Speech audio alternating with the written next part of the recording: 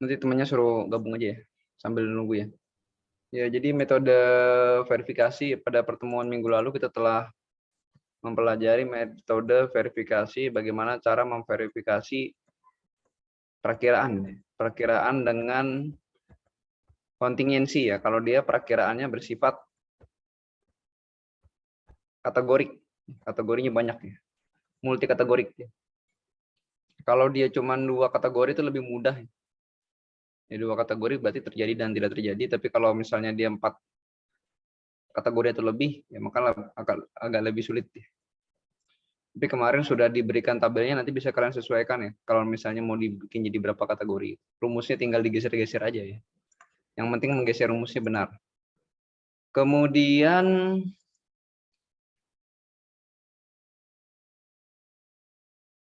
gimana kalau deterministik, data kontinu. Jadi ada data deterministik dan data kontinu ya.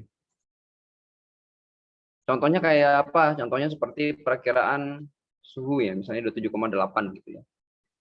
Atau perakiraan kelembaban ya, 93%. Itu namanya perkiraan deterministik. Jadi deterministik itu angkanya sudah tetap ya. Angkanya sudah tetap. Data kontinu, berarti dia tidak diskret. Gimana caranya ya? Caranya bikin scatter plot ya.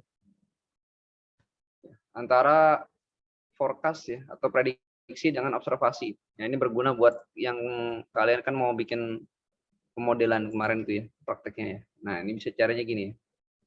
Prediksinya berapa derajat Celcius, kemudian observasinya berapa derajat Celcius, kemudian dibikin scatter plot. Ini namanya scatter plot. Ini observasi ya, ini prediksi. Biasanya begini ya. Kalau mau dibalik nggak apa-apa juga sih. Prediksi, observasi nggak masalah. Kemudian ada juga yang membuat seperti yang ini ya. Nah, ini ada prediksi dikurang observasi, berarti selisihnya ya. Prediksi kurang observasi, kemudian ini juga ada observasi ya. Ada juga yang membuat seperti ini ya. Berarti kalau perakiranya benar semua, gimana perakiranya? Berarti ada di sini, ada di 0 sini. Artinya selisihnya nggak ada gitu. Semakin dekat dengan garis horizontal ini semakin bagus ya. Kemudian kalau ini yang bagus yang mana? Yang bagus berarti dia semakin dekat dengan garis diagonalnya semakin bagus. Gitu ya.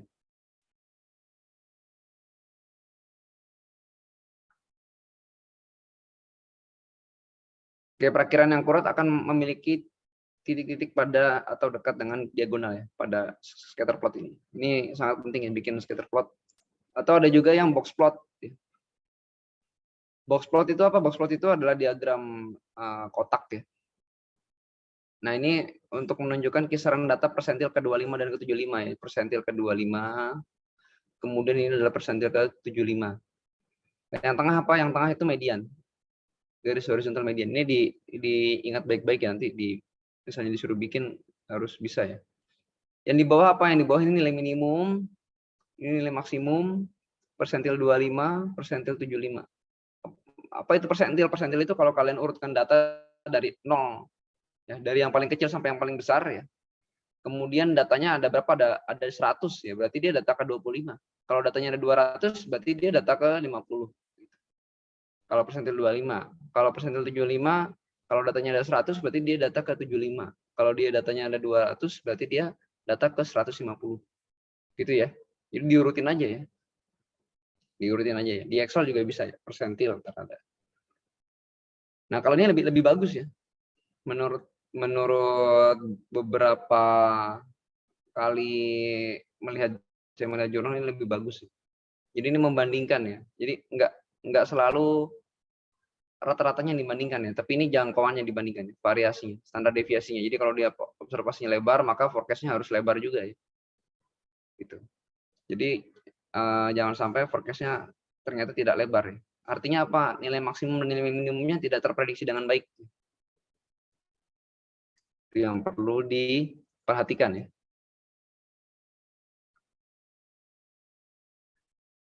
Oke, jadi ini dapat melihat sebarannya. Nah, sebaran, kemudian skewness itu kemiringan ya, kemiringan. Kemiringan artinya distribusinya ya. Distribusinya apakah sama atau tidak ya. Yang baik seperti apa? Yang baik itu mirip ya, bentuknya mirip kayak gini. Medianya sama ya. persentilnya sama, kemudian jangkauannya juga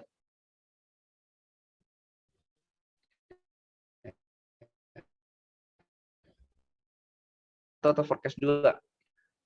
Kalau kita lihat sih di sini yang paling baik adalah forecast yang pertama ini ya. Kenapa? Karena nilai persentilnya sudah mirip.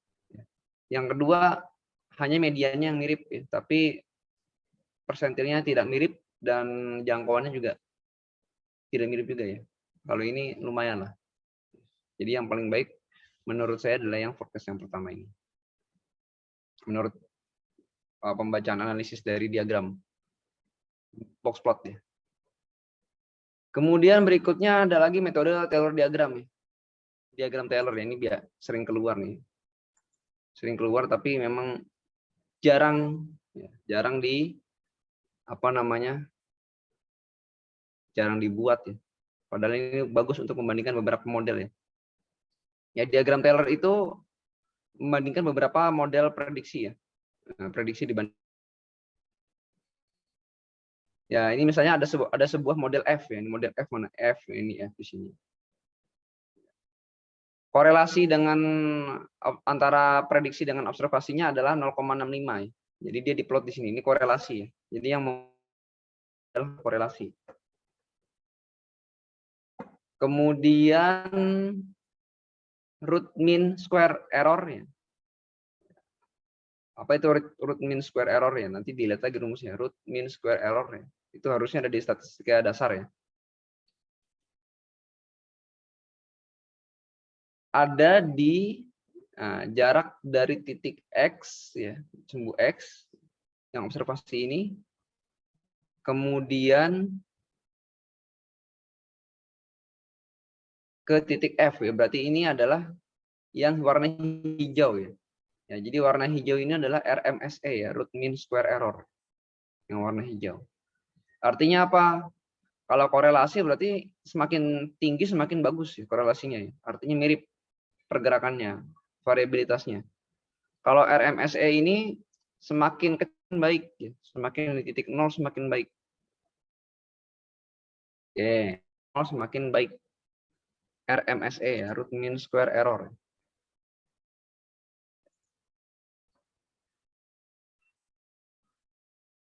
Jadi perkiraan yang paling baik berarti dia ada di dekat titik ini ya, titik observasi ini.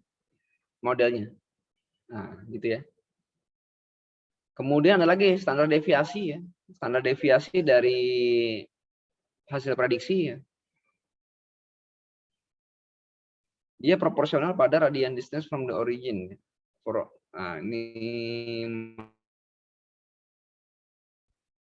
yang mana ya? 3,3 ya. 3,3 oh yang ini nih. Ya, yang hitam ini ya. Ya, yang hitam ini adalah standar deviasi ya. Ya, jadi dibandingkan antara standar deviasi output prediksi dengan standar deviasi observasi. Kalau observasi kan standar deviasinya 2,9. Sementara kalau yang prediksinya 3,3. Gitu ya. Jadi yang paling bagus yang mana? Kalau menurut pembacaan diagram Taylor ini yang paling bagus adalah model yang A. Korelasinya tinggi ya, 0,79 di sini. Ini korelasi ke kanan. RMSE-nya termasuk yang rendah ya. Sekitar 1,9 di sini. Sama kayak C ya. Cuman C ini korelasinya lebih rendah. Kemudian standar deviasinya sangat mirip dengan observasi ya. Ini yang garis hitam nih. Nah, dia mirip sekali nih. Berarti yang paling bagus ini kesimpulannya adalah yang model A. Model A ya. Oke, ini rumus dari root mean square error ya. Kalau kalian lupa atau memang tidak tahu ya. Root mean square error. Oke, jadi itu ya. Gimana cara memverifikasi dari data kontinu ya. Nah, caranya seperti itu. Kemudian ada lagi RMSE, pengukuran dari standar deviasi. Standar deviasi. Kita juga mengenal yang Bias itu berarti rata-rata prediksi dikurang dengan rata-rata observasi. Di sini nggak ada biasnya.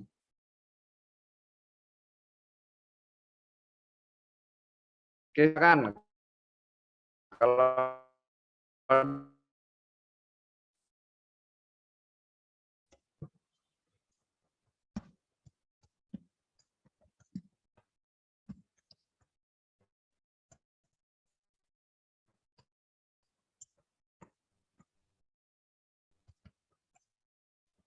silakan kalau ada pertanyaan.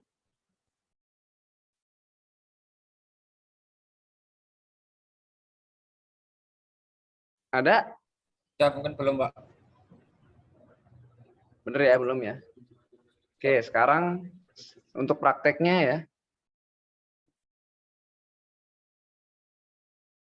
Untuk prakteknya saya ada tugas.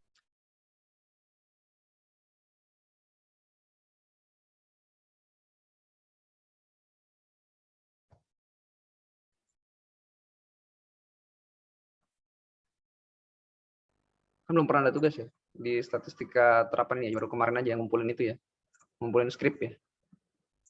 Tugasnya tugas perorangan ya, perorangan ya. Jadi membuat tugas praktik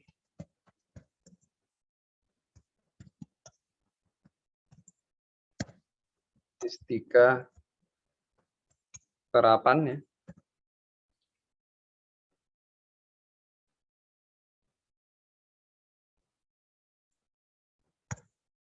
Yang pertama itu dia ya harus membuat resume dari dan contoh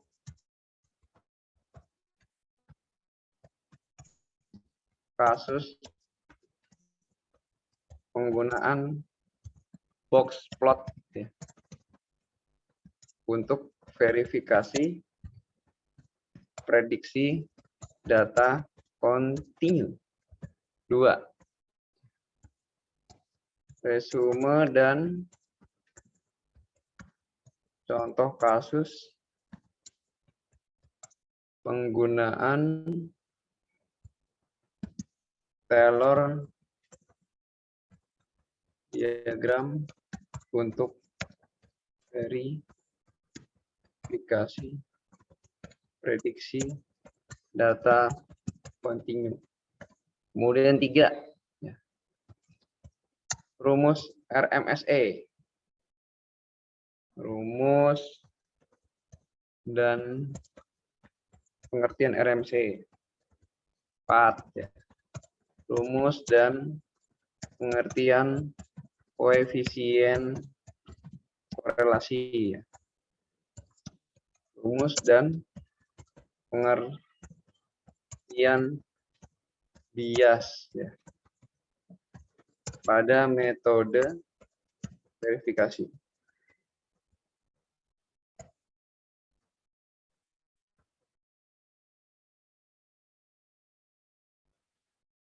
Oke ya, tugasnya perorangan aja lah. Bias, kemudian udah itu aja. Cukup. Nah, ini dikumpulnya kapan ya? Dikumpul ya. Dijadikan satu dengan rangkuman skrip ya buat tugas akhir. Kalau ini nggak ada skrip R-nya ya. Cuman kalian ini aja ya. Nah, coba diketik dulu ya. Saya mau absen dulu.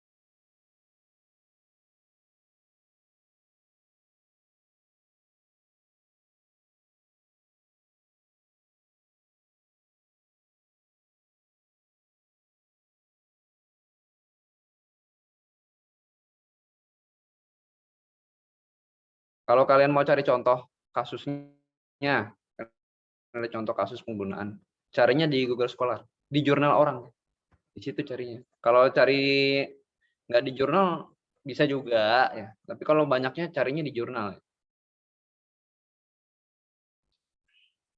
ya. Jadi banyak ya. Kalau carinya di jurnal, mana tadi ya contohnya? Nah ini contoh rumus ya. Nah ini juga dapatnya dari jurnal juga ya, misalnya apa ya. Nah ini diterjemahin ya bahasa Indonesia, jangan di copy-copy doang ya.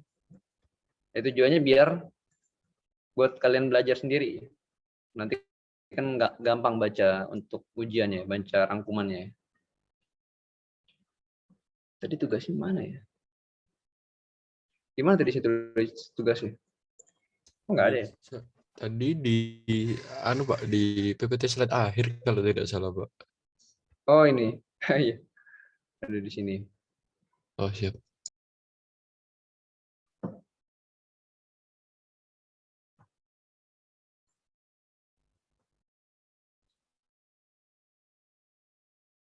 Oke, ada pertanyaan nggak? Ini nanti digabung, nggak dikumpul besok, tapi harus digabung aja. Digabung dengan rangkuman-rangkuman skrip. Dan masih ada lagi nanti sampai pertemuan akhir. Jadi minggu depan itu kita tinggal bahas yang probabilitas. Ini nggak terlalu susah sih, nggak terlalu susah. Ini bermanfaat untuk mengerjakan skripsi ya. Skripsi kalian nanti kan.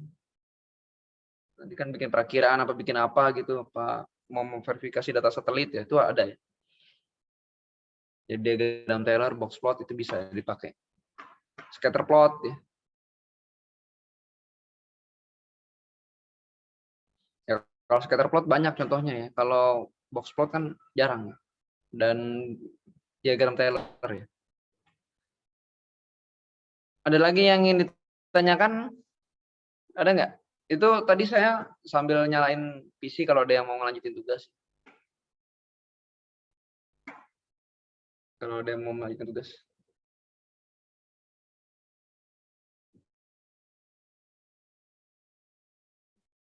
Cuman PC 4 mati ya. Jadi kemarin itu kayaknya ada internetnya ada yang mati.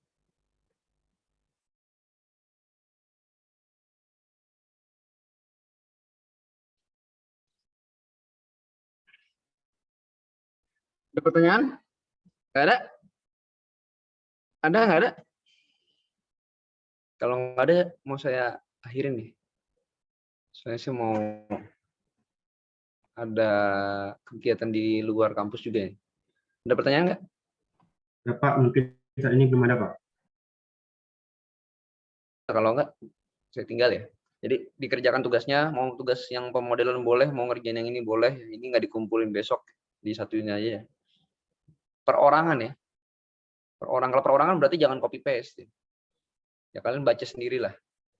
Ya, nanti kalau cuman copy paste doang kan masih mending nyalin ya. Kalau nyalin kan pakai tulisan tangan itu dibaca. Kalau copy paste kan nggak kebaca gitu.